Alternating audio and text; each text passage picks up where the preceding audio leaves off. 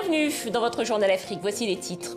En RDC, on compte une dizaine de morts après le bombardement d'un camp de déplacés à Goma. Le président Tshisekedi a écourté son séjour en Europe. Les États-Unis accusent le Rwanda d'être à l'origine de ce bombardement. Le Tchad, à 2 jours de l'élection présidentielle. Parmi les promesses des candidats, celle d'améliorer la fourniture d'électricité dans le pays pour développer l'économie, mais aussi pour faciliter les conditions de vie des Tchadiens. Dernier épisode de notre série de reportages dans un instant.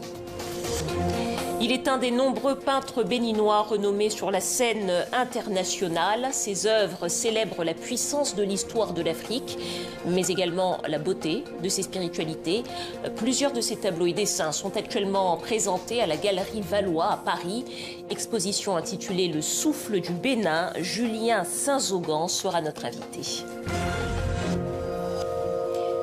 Ce sont des scènes qui ont horrifié les témoins oculaires, mais également ceux qui les ont vus circuler sur les réseaux sociaux. En RDC, un bombardement a touché le camp de déplacés de Louchagala, près de Goma. Il y aurait eu une dizaine de morts et plusieurs blessés graves. La diplomatie américaine accuse le Rwanda d'être derrière cette attaque. On écoute le récit de Lola Colomba avec les images d'Amani Alimassi. Dans cet hôpital de Goma, les souvenirs des rescapés sont encore vifs, tout comme leurs blessures. Après l'explosion qui a touché leur camp, 27 déplacés ont été acheminés vers cet établissement. 4 enfants sont morts pendant leur transfert. Nous étions à la maison en famille quand nous avons entendu des bombes tomber dehors. Des éclats nous ont atteints, mais on ne savait pas d'où ils venaient. Je suis vivante, mais j'ai de fortes douleurs à cause des plaies. J'ai subi des transfusions de sang. Selon les autorités congolaises, au moins 14 personnes sont mortes vendredi dans les bombardements qui ont touché les tentes de Louchagala, installées de part et d'autre de la route menant de Goma à Saké. Cette réfugiée a été sauvée de justesse, mais elle a perdu sa fille dans l'attaque. J'ai pris peur et c'est en m'enfuyant que je me suis blessée. Puis j'ai vu que ma fille était morte. On a vu plusieurs personnes mourir, surtout des enfants et des femmes. Les autorités congolaises accusent le Rwanda et les rebelles du M23, qu'elles qualifient de terroristes. Elles dénoncent un crime de guerre. Nous devons continuer à résister, essayer de compatir ensemble, se tenir main à main, mais aussi continuer à plaider pour que l'opinion internationale ne puisse pas garder le silence devant les drames que nous sommes en train de passer. Après une intensification des combats autour de Saké début février, la rébellion s'est emparée de nouvelles localités dans le territoire de Massissi, au nord-ouest de Goma. Début avril, la mission de l'ONU en RDC décrivait une situation sécuritaire de plus en plus volatile. Ce sont les personnes les plus démunies, les plus vulnérables. Donc, il s'agit des femmes et des enfants déplacés qui ont déjà fui les combats et qui encore payent le prix de ce conflit. Et on voit de plus en plus des armes explosives qui font des dégâts parmi les civils dans des zones qui sont densément peuplées. Face aux difficultés de l'armée congolaise et de ses milices supplétives, de nombreuses victimes exhortent l'armée à protéger les civils. Cette semaine encore, le M23 a pris le contrôle d'une nouvelle cité minière, à Rubaya, à une 50aine de kilomètres à l'ouest de Goma. Et sachez que ce soir, le Rwanda a contesté être à l'origine de cette attaque dans ce camp de déplacés. Une accusation que la porte-parole du gouvernement rwandais a qualifiée, je cite, de ridicule et d'absurde. Au Tchad, plus que 2 jours avant l'élection présidentielle, ce scrutin lundi doit mettre fin à la transition déclenchée par la mort du président Idriss Déby. C'était le 20 avril 2021. Dernier meeting politique ce samedi pour les principaux candidats. Les Tchadiens, eux, espèrent que le vainqueur améliorera leur quotidien. On regarde le reportage de Carole Valade. En ce dernier jour de campagne, il s'est produit au quartier Kabalaï un événement inattendu. Après plus de 3 semaines sans électricité, le courant est enfin arrivé. Presque même 1 mois avant qu'on nous amène l'électricité. Et quand on nous amène l'électricité, c'est juste pour passer une journée avec. Il faut voir aussi comment mes enfants en train de crier « Oh, l'électricité, ils ont amené l'électricité !» C'est devenu de luxe maintenant. Seuls 6% des Tchadiens ont accès à l'électricité, selon la Banque mondiale. On a l'électricité pour le moment, mais l'eau, non. Parce que là, vous voyez, c'est ouvert même. Au premier président qui serait élu, je lui demande seulement l'eau et en même temps l'électricité. Une pénurie qui pénalise toute l'économie du pays. Barka est le propriétaire du bar Petit Coin Rénové, une véritable institution dans le quartier, alimentée par un groupe électrogène, mais qui n'est pas assez puissant pour faire tourner le congélateur. On est en train de charger les bières. S'il y a l'électricité, on va brancher aussi le frigo. Mais il n'y a pas l'électricité. On est obligé de travailler avec la glace. Ça, on le casse comme ça. Alors que le thermomètre affiche 46 degrés, le prix de la glace a été multiplié par 4 ces derniers temps. Les dépenses liées au manque d'électricité lui reviennent à plus de 1 000 € par mois. S'il n'y a pas mes ventes, là, on ne peut pas s'en sortir. Là, on va tourner dans le perte. Il y a beaucoup de bars qui ont fermé. Une inquiétude partagée par ses clients. Si le téléphone est déchargé, tu vas faire comment? Il faut venir dans un bar, rester regarder la télé pour profiter de leur groupe électrogène. Donc, c'est un problème pour le Tchad. Nous sommes dans un pays pétrolier et jusqu'à là, on nous tient seulement promesse, on nous dit bon, ici il y aura un changement, d'ici peu de temps on va évoluer, tout ça. Alors c'est des histoires, je dis. Plusieurs candidats à l'élection présidentielle de lundi ont promis d'électrifier le Tchad à 100% d'ici la fin de leur mandat.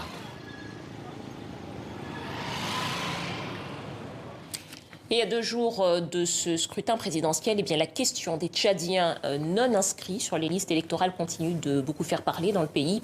Le parti du Premier ministre, Succès Masra, rappelle qu'il n'a pas appelé au boycott du recensement électoral et que toute affirmation selon laquelle les électeurs, ces électeurs, seraient faiblement inscrits sur ces listes constituerait, dit-il, une manœuvre politique en vue de dissimuler d'éventuelles fraudes.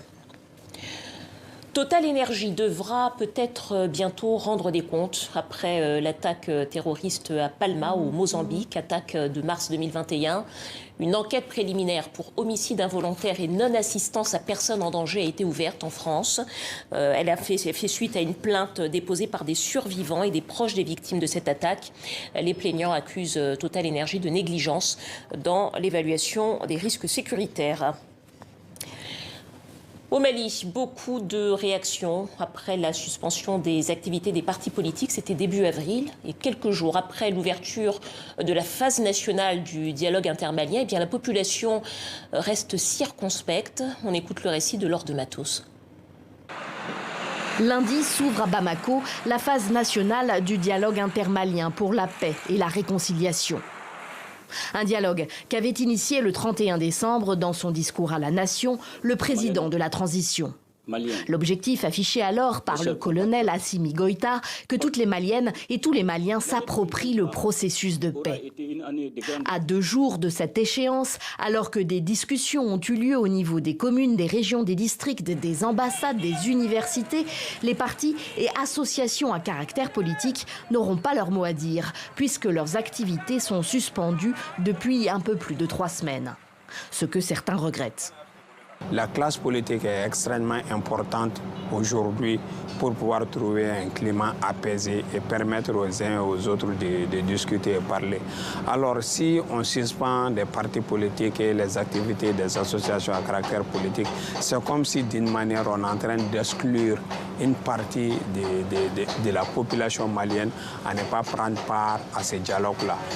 Pour d'autres, au contraire, ce dialogue ne pâtira pas de l'absence des partis politiques, dont l'image est ternie depuis longtemps au Mali à cause de la corruption et de nombreuses promesses non tenues. Suspendre les activités à caractère politique ne va pas du tout altérer notre dialogue. Pas du tout. Et nous devons aller au bout de ce dialogue qui n'a rien à voir avec des discussions politiques. Il s'agit ici de la paix. Cela se passe entre la population.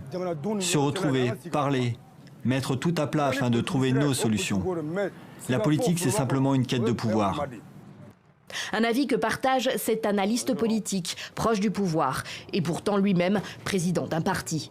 Et les partis politiques n'ont pas le monopole de la représentativité du peuple. Parce que vous avez un instrument qui vous permet d'aller au pouvoir, de conquérir le pouvoir. Donc c'est juste un instrument. Mais cela ne vous donne pas le privilège de la prétention que vous êtes le peuple. Une majorité de l'opposition a appelé au boycott de ce dialogue après la décision des autorités de suspendre leurs activités. Mokhtar Sy, président du parti Génération Engagée, estime lui que de fait, le processus est mal engagé. Ça n'aide pas, ça n'aide pas. Notre pays traverse un moment difficile, on a besoin d'unité, on a besoin de cohésion. Je comprends là où les autorités disent qu'il faudrait vraiment de l'unité et de la cohésion pour aller au dialogue, mais quand les partis politiques réclament des élections, ce n'est pas un frein. Les partisans d'un retour au pouvoir des civils au Mali craignent que la conclusion de ce dialogue aboutisse à la prolongation de la transition. Les militaires s'étaient engagés par décret à quitter le pouvoir le 26 mars 2024. Et on passe maintenant à notre page des sports. On va commencer par du cyclisme avec la 5e et dernière étape du Tour du Bénin. Et une victoire marocaine comme l'année dernière. Bonsoir Lise-Laure. Bonsoir Dominique. Achraf Ekdoumi, comme lors de la précédente édition, s'est imposé. 154 km à parcourir aujourd'hui entre Agbanizoum et Cotonou. C'était la dernière occasion pour les Lions de l'Atlas de s'emparer du maillot jaune qui était sur les épaules de l'Érythréen Aptib. Au départ de cette 5e et dernière étape, aujourd'hui, 60 coureurs au kilomètre 40. Le Marocain Adil Abaroui, 4e au classement général, est victime d'une crevaison, mais en quelques minutes, il reprend sa place dans le peloton. À l'avant, les Marocains impitoyables harcèlent tour à tour le maillot jaune pour le faire craquer. Au premier sprint intermédiaire, l'Algérien Mimouni réussit à s'extraire du peloton. Il remporte le sprint devant l'Allemand Linder et Achraf Ekdoumi. Après à la mi-course, une échappée de 13 coureurs se forme et prend à l'entrée de Ouida presque 2 minutes d'avance sur le groupe du maillot jaune. Et puis une chute collective à 3 km de l'arrivée. Plusieurs coureurs sont légèrement blessés. Mais à l'arrivée, Ekdoumi règle le sprint, remporte l'étape et gagne le Tour. Superbe performance de l'équipe marocaine. L'Algérien Lagab est 2e. L'Érythréen Aptib perd le maillot jaune à la dernière minute et finit 3e à 9 secondes. On écoute la satisfaction du vainqueur de ce Tour.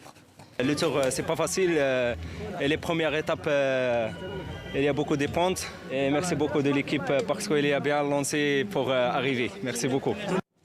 Voilà, et on va enchaîner avec du basketball, Lise-Laure. Et le coup d'envoi aujourd'hui à Dakar de la conférence Sahara de la balle, la Basketball Africa League.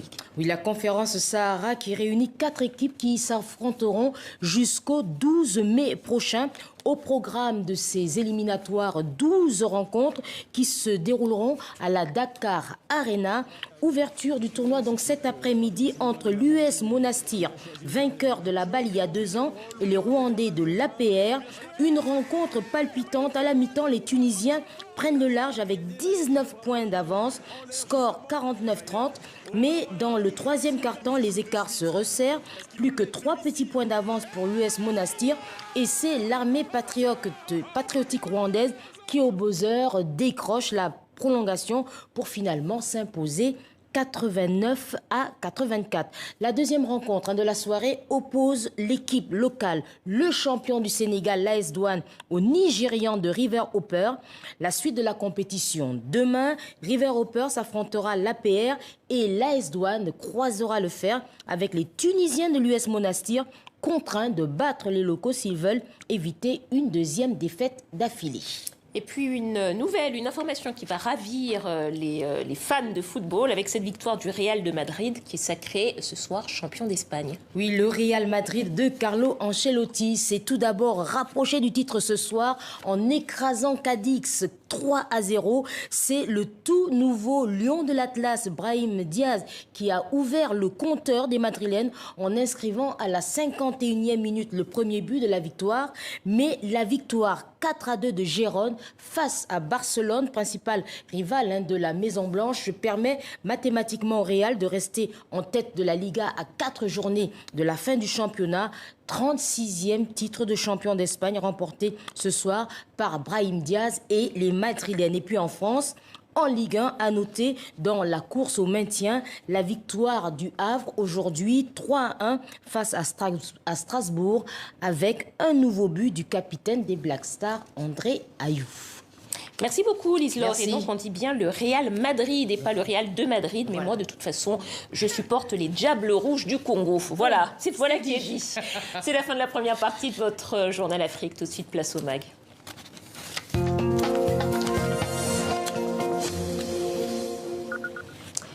Et on prend tout de suite la direction du Japon pour Kyotographie. C'est le festival international de photographie dans l'ancienne capitale impériale.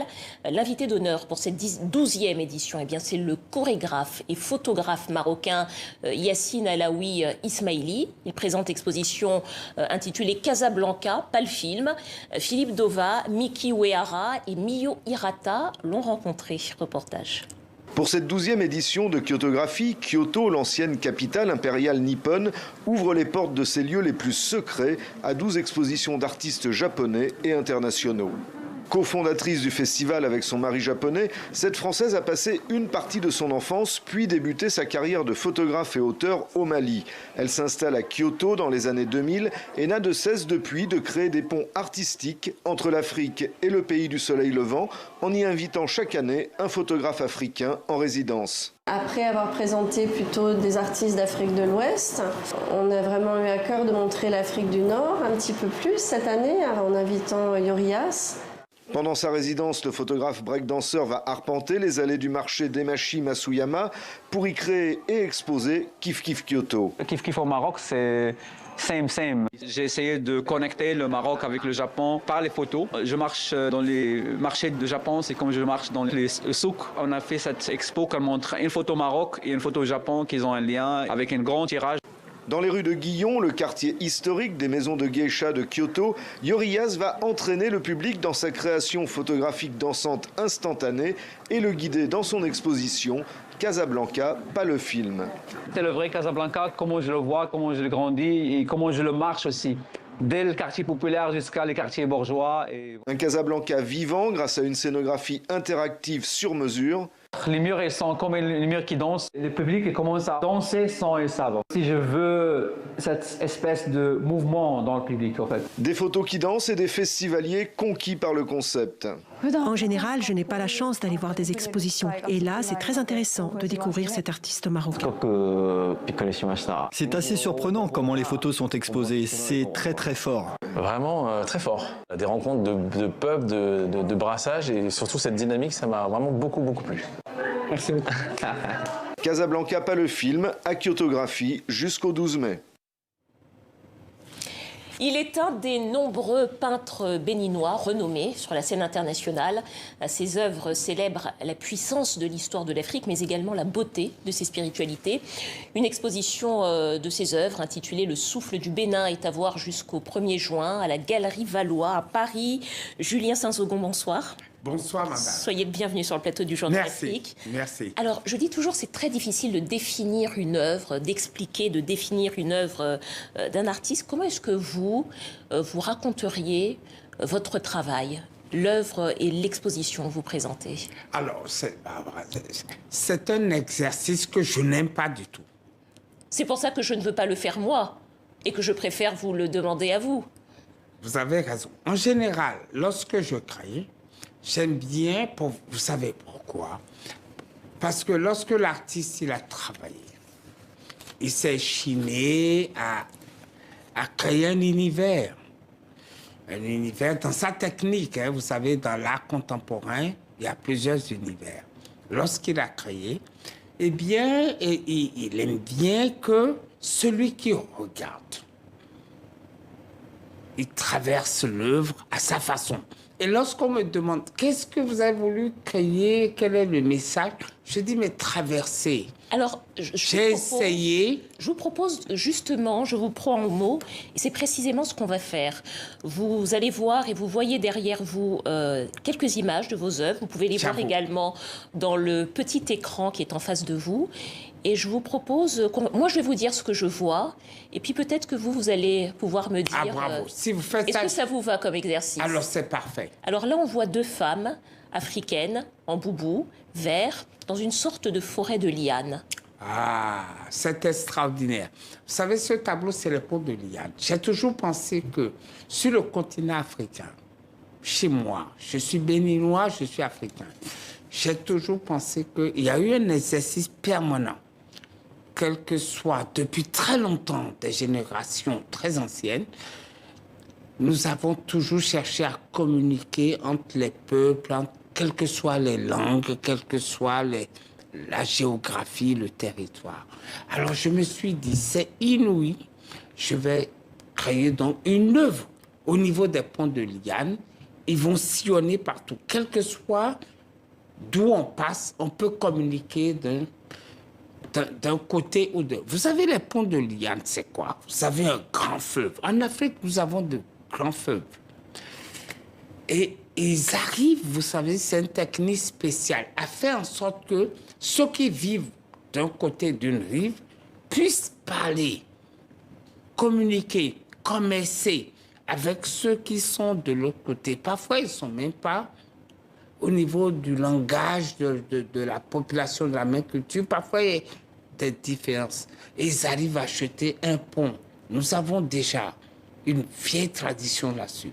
Ils arrivent à créer des ponts de lianes. J'ai trouvé que c'était extraordinaire de se parler entre nous déjà sur le continent. J'ai fait cette œuvre en disant, nous avons toujours été comme ça, sur le continent africain, quelles que soient les langues, la civilisation, la culture qui pourrait nous séparer, que nous étions capables de nous rapprocher et de nous parler. C'est pour ça que j'ai fait des ponts de lianes qui s'entrecroisent et qui est la meilleure ambassadrice. Et qui est la meilleure ambassadrice et qui représente c'est madame. Qui nous sommes sur le continent. Donc j'ai mis ma femme. La dame qui est en premier plan, c'est ma femme. C'est votre femme à qui vous rendez hommage. Vous savez que je suis béninois. Absolument. Ma femme est d'origine camerounaise. Et donc vous illustrez à la fois imaginez, dans ce tableau, eh bien, bravo, le dialogue entre les deux. Peut-être deuxième tableau, deuxième œuvre, plus abstraite. Mais on reconnaît un instrument de musique au premier plan. Bravo. Alors là, nous sommes carrément au Bénin. Là, nous sommes... vous voyez, j'ai un mode de fonctionnement par rapport à ce que je fais. Je suis très attaché, disons, à ma culture. Vous savez pourquoi? Parce que ce n'est pas les autres qui vont le faire. Je suis né sur une terre, je suis imprégné de ma tendre enfance, je suis vraiment imprégné d'une certaine façon de voir les choses, de sentir les choses, d'observer. Et cela m'a complètement imprégné. En devenant artiste, voyez-vous, il s'est posé une certaine interrogation à mon endroit. Qu'est-ce que je vais véhiculer? Qu'est-ce que je pourrais? C'est prétentieux. Que pourrais-je véhiculer comme message? Mais alors, chacun fait ce qu'il peut.